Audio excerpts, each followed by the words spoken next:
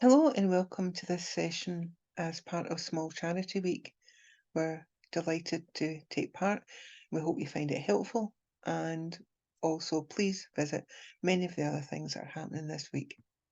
So I'm Hilda Campbell from COPE Scotland, and what we're going to be looking at is managing the stress of being a small charity leader and manager. Now, it's important to know that what we're going to share here is for self-care and does not replace professional advice. So if you need more than self-care, please do speak to someone. The little postcard here was put together with people with lived experience of having thoughts of suicide and being able to overcome those thoughts and choose life. The tips are never losing hope, because sometimes we can all feel despairing at times, and it's important that when we feel like that we talk to someone and that we have something to hold on to help us until the waters become calmer again. There's also some useful telephone numbers there. But please, if you ever feel so despairing that you think of suicide, do talk to someone. If you ever feel so overwhelmed with stress that it all feels it's becoming too much, do talk to someone. You matter too.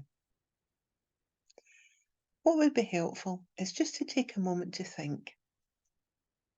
What's the biggest challenge to your well-being in relation to leading a small charity?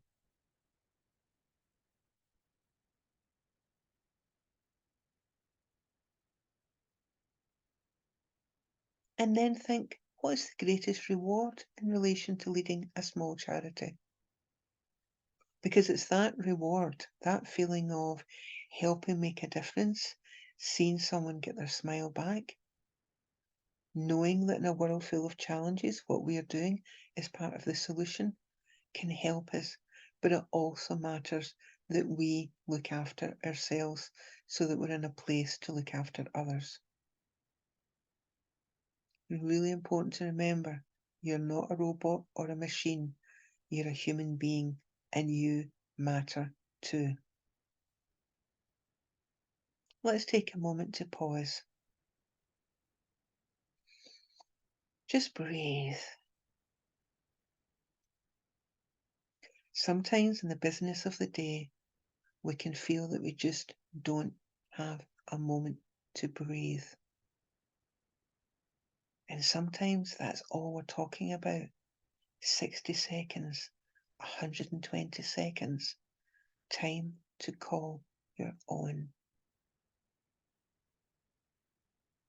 Like a butterfly spreads its wings to be recharged by the energy of the sun, we too can be recharged when we take a moment to pause and be and not be doing. Just breathe at your own natural rhythm and find something that works for you. When we take a moment to pause, that can help give us perspective. That perspective can help us think, do I need to do all this just now? Can some of it wait? Is some of it perhaps things that I found myself offering to do, but actually I don't have the capacity? But I feel if I don't do it, it doesn't get done. Taking a moment to pause and be and not be doing can help us reflect on realistically, what can I do? And reach out to peers, reach out to others, similar fields, doing similar work, and realize that you're not alone. And perhaps by sharing with others, you can find ways where it doesn't seem such a struggle. And sometimes that begins with something as simple as taking a moment to pause and remember you matter too. The aim of the slides is to recognise the isolation and frustration which goes with the post is shared with others, and you're not alone. Sometimes it feels as if we're alone, but we're not. Recognising barriers that can get in the road of seeking help or supporting our own well-being, identifying common challenges, hopefully leaving with a renewed sense of self-care isn't self-indulgent, and it matters for everyone, including those leading teams, and also to have some idea of resources to use for self-care. Now, these are just some of the challenges of being a small charity manager and leader. And if anyone's listening to this who isn't a small charity manager or leader, perhaps it gives you an insight into the number of things people in that role have to be thinking about and doing. And it may also encourage people to think, there's something that we can do that can help spread the load.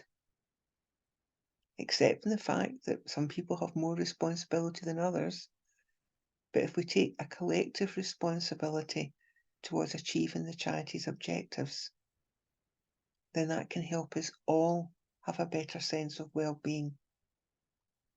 So, some of the challenges. Organise tasks and people to achieve the objectives and targets, often for a cocktail of funding. Understand all employees and volunteer strengths and weaknesses. Use this to inform the assignment of tasks and responsibilities.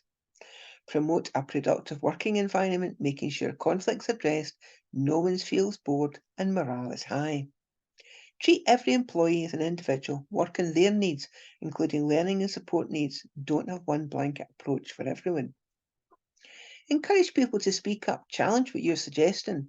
Listen and respond to what your team suggests. Take responsibility when it goes wrong, regardless of who was responsible. You're the boss.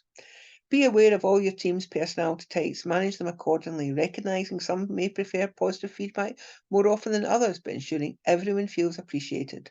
When there's absence, make sure this doesn't cause stress to the team while ensuring organisational targets are met, which is what your funders are interested in.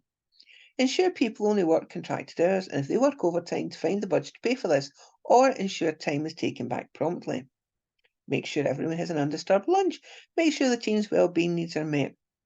Have an open door policy where concerns can be brought to you which are work and non-work related, but the team member wants support around. Don't appear as if you know it all, but create feelings of safety in the team that they think you're knowledgeable and can answer questions. Support people to work autonomously and be motivated. Manage the risk this may have if things don't go to plan, without the team feeling criticised or doing anything which impacts on confidence levels. Serve your board, serve the community. Write policies and procedures, deal with complaints and issues of non-compliance. Manage redundancies in a way that reduces the stress on those affected.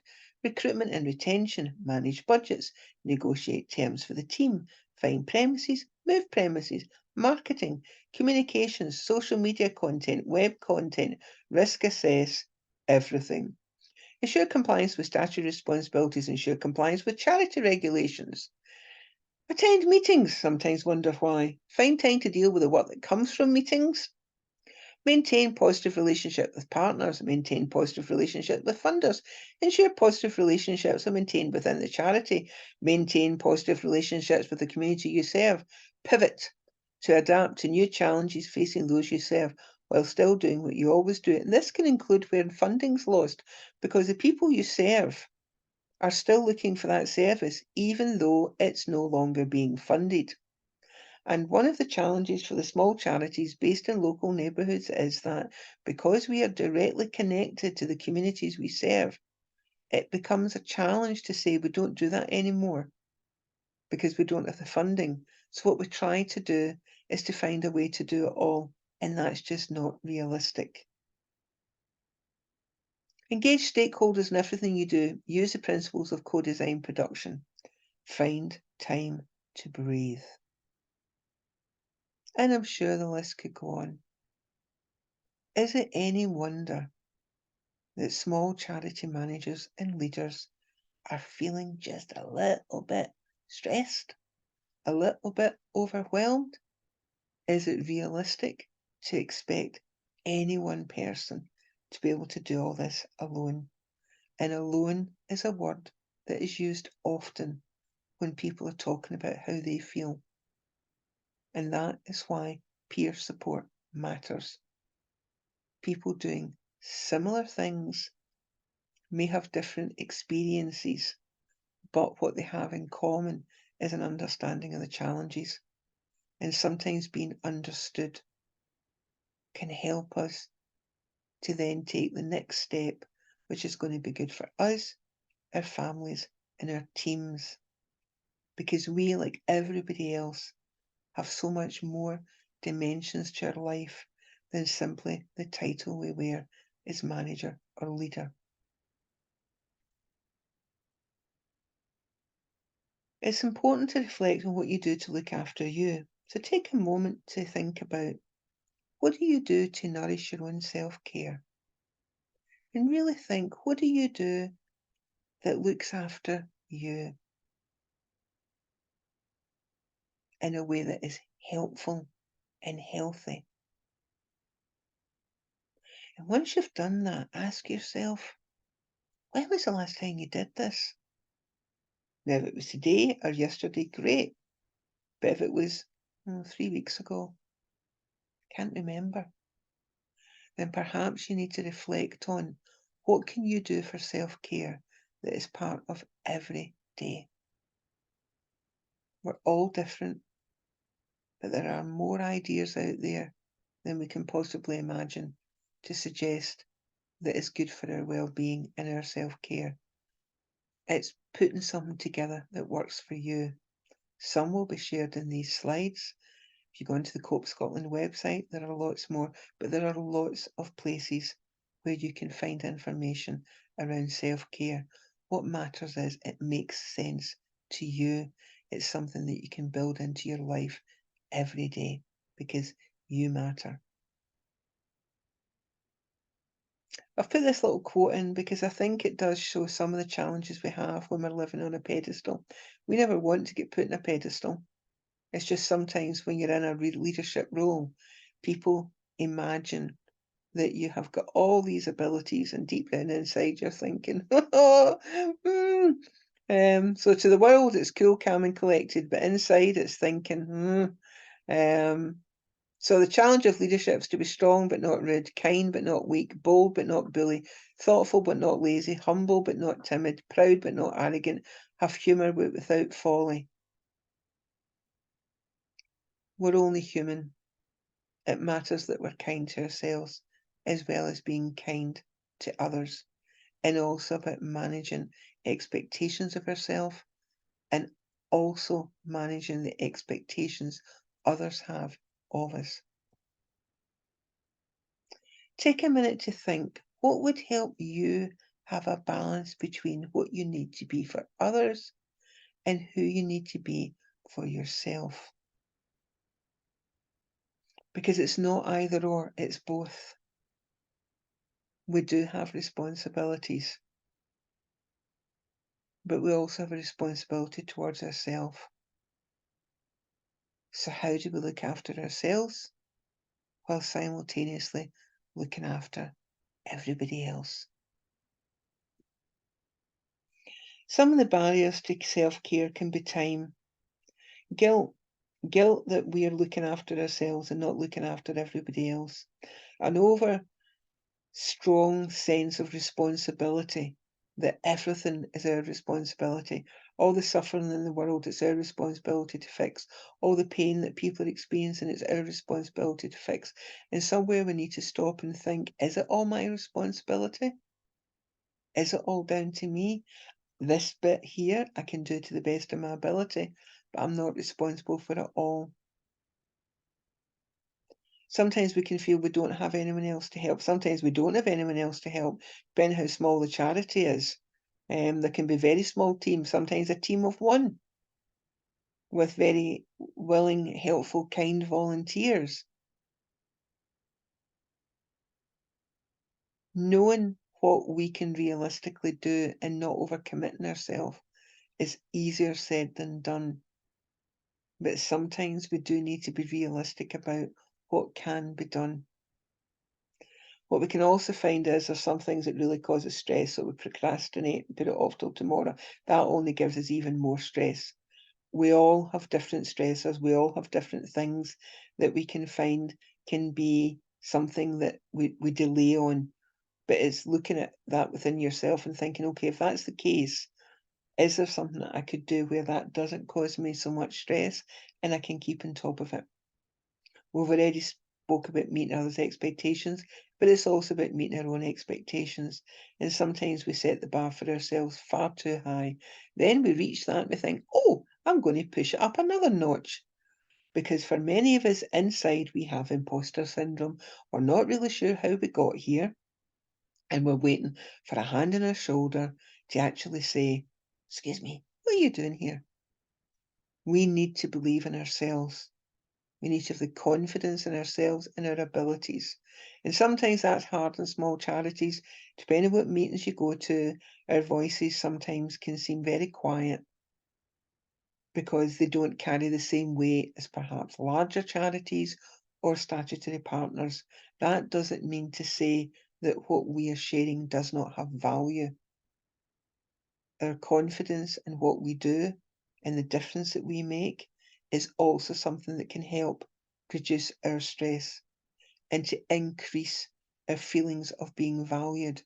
And for anyone who's involved in small charities, one of the most powerful things you can do is genuinely appreciate the work that small charity does and the person who's in charge of that charity. Also, we need to be reminded that we matter. Our well-being matters too. Often we're the person that everyone turns to when things are not going to plan. That goes with the territory. When a manager or a leader goes with the territory.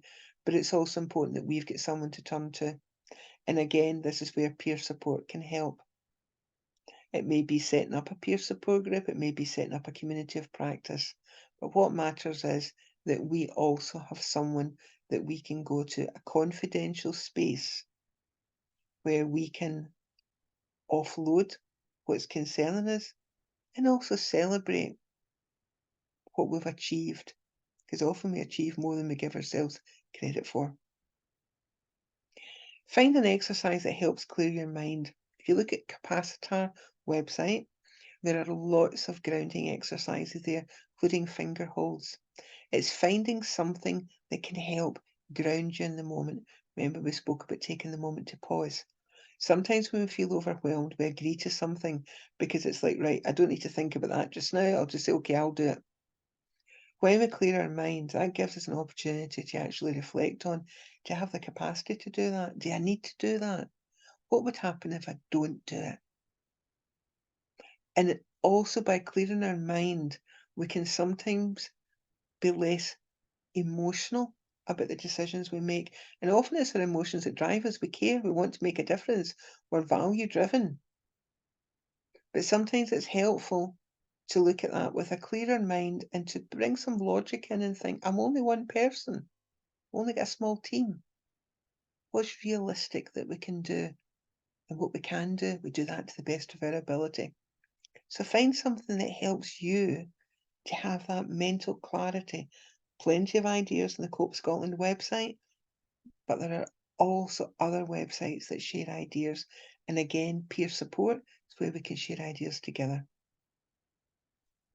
I convene the staff wellbeing group within the Q community.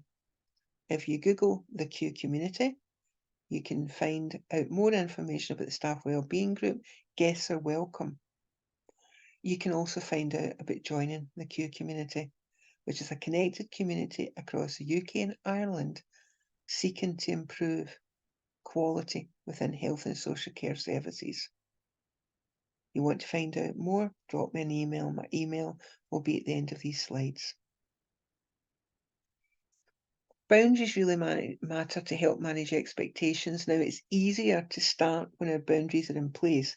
If we've been behaving a certain way for a long time, introducing boundaries can be a challenge because people can think, what's up with you? Why are you getting like that? You never had a problem doing that before. So sometimes it needs to start with a conversation with people explaining, well, actually, I'm finding X, Y, and Z. I now need to look at what I can do realistically. But boundaries help manage our expectation of ourselves and also help manage others' expectations of us. We just keep saying yes all the time. It becomes incredibly difficult to say no. And the more we say yes, the more it's expected of us that we will say yes. There has to be a balance about what we can do realistically, and we do that to the best of our ability. And what actually we may want to do, we may see that there's a need for it to be done, but we just don't have the capacity. Strength of our sector is that we keep going against the odds. A weakness of our sector is because we do that, it's become expected that we'll continue to do that. But even the strongest battery eventually runs out.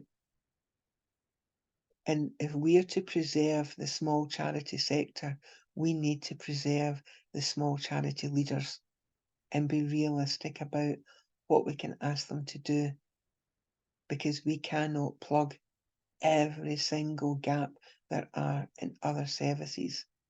We can only do what we can do and do it to the best of our ability. You may find this website interesting to visit. People have different views on Myers-Briggs. It's a free resource. If you're not sure that you want to do it on your own, maybe do it with a colleague, do it with a peer. But it gives an insight into, I found personally anyway, gave an insight into how I perceive situations and how others may perceive me. And that can be really helpful sometimes for when we want to start learning to get through what we need to get through and suffer less. Because sometimes it can all be very exhausting.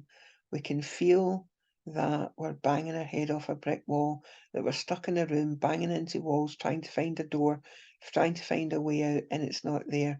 Sometimes understanding ourselves and understanding others and how we connect with others doesn't necessarily mean to say, as if by magic, all those doors appear, but we don't hurt our heads so much banging them off of walls. So it's a suggestion. If you find it helpful, have a little look and see what you think. Finding time often comes up as an issue, and here are some resources here which can help find time. 15 seconds, 30 minutes. If you go onto that website, there's all sorts of materials that can be downloaded that you can use with your team. And it's really about how doing something for 15 seconds here could save someone 30 minutes there. It's worth doing the teams, with the board, with partners, with colleagues. Really, really helpful. It's amazing how a little change in one person can create extra time for somebody else.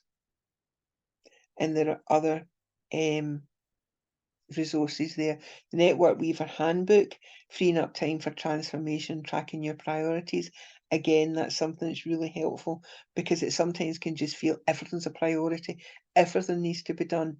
But realistically, we can't do everything at once. So it's looking at triaging what needs to be done now. And again, also the convener for the Nurturing and Weaving Networks special interest group within the Q community. There's a suite of resources which are also on the COPE Scotland website, which look at our role as network leaders, as well as improving network efficiency, which you may find helpful for finding ways to support yourself in a leadership role, by reflecting on some of the practices that you find yourself involved in, some of the networks you find yourself involved in, and also how you make time to look after you as well as everyone else. This is a little exercise which you can download from Cope Scotland website around what are the pieces for your jigsaw lid for well-being. Imagine you're a jigsaw puzzle. What pieces do you need for your well-being? What's the jigsaw puzzle of your life? Do they all fit together? Is there something that's missing? How do you bring that into your life? Is there something that actually you've got there that perhaps isn't helpful for you? How do you take that away? And it may be that we need to talk to someone about this. And I know I've spoken about a peer support group before, but having peer support groups is perhaps a way to have that shared wisdom to find ways and ideas where we can look after ourselves better and bring more of those pieces into our lives that help support our well-being, because when we're in a better place, that makes it easier for us to be there for others. So sometimes we find it hard to do it for ourselves. We can't do it for ourselves, do it for our family, do it for our teams, do it for our communities. In an oxygen in a plane, when the oxygen masks come down, you don't put your own on first because you're selfish. You put your own on first so that you're conscious to help others. Because if we're unconscious, we can't do anything for anybody else. And even the strongest battery eventually runs out of steam. So it matters that you look after your well-being. And don't see it as another chore. Whatever you're going to put in there, make it things that you enjoy and look forward to. You know, if you don't enjoy going to the gym, don't stick the gym in there. If you've recognised, actually, I need to be more physically active, then look at, well, what could I do that I enjoy that makes me more physically active? There's a video on YouTube I would highly recommend. It's a Chinese couple shuffle dance. And it's a couple in China. The chap was quite depressed following an accident, and his wife came up with this dance that they now do whenever this music comes on, and it makes me smile. Every time I watch it, it makes me smile, and I find myself getting up and having a little dance along with it. It doesn't need to be every if you think going to the gym's your thing, great, but it doesn't need to be taking out a gym membership. It just needs to be being more active in a way that you enjoy. Remember, a compassionate workplace means for you too. And it's maybe looking at how compassionate is this workplace. What can we do to bring in more compassion? What can I do to be more compassionate to myself? Again, this is on our website, checking your personal battery, and it's looking at where do you put your energy? How do you top your energy back up? Are there things you're spending energy on you could cut back on? Are there things that you could do to replenish your energy? Believe it or not, celebrating achievements. We spend so much time looking at what we've not done. We don't spend enough time looking at what we have. So celebrating our achievements is also good for our well-being. Another little logo, another little graphic, which is on our site, which I put together. Use it before every meeting and ask yourself, why am I here today? I know personally I used to be, oh, I'll take responsibility if there was some work to be done. Whereas now, sometimes I give myself permission just to be curious. Not here, been here before, not sure what it's all about. So I'm just going to be curious for a while. We don't always have to take responsibility. Really, we don't. Change takes time, a vision and a plan, and there are tips on Cope's site for visualization and goal setting. Also be mindful of our self-talk. We tell ourselves it's bad and it's going to get worse and how stressed we are. That really drains our energy. Yes, there may be things we need to deal with, but how do we use a kinder inner voice?